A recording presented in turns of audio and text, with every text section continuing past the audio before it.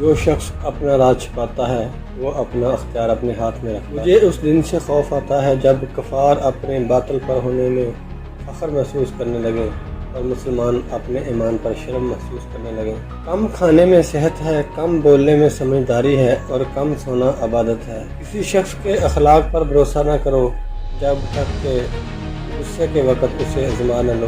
جو ریاست مجرموں پر رحم کرتی ہے وہاں کے بے گناہ لوگ بڑی بے رحمی سے مرتے ہیں۔ خدا سے اس کے وہی بندے ڈرتے ہیں جو اس کی عظمت کا علم رکھتے ہیں۔ بے وقوف کی دوستی سے اعتراض لازم ہے، کیونکہ اگر بھلائی بھی کرنا چاہتا ہے تو بھی اس سے برائی سرزد ہو جاتی ہے۔ خشوع و خضوع کا تعلق دل سے ہے نہ کہ ظاہری حالت۔ سلام کرنا، مجلس میں دوسروں کے لیے جگہ چھوڑنا اور مخاطب کو بہترین نام سے پکارنا محبت بڑھانا ہے۔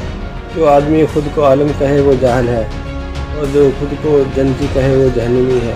بزرگ بننے سے پہلے علم حاصل کرو، شبہ کے ساتھ کمانا مانگنے سے بہتر ہے۔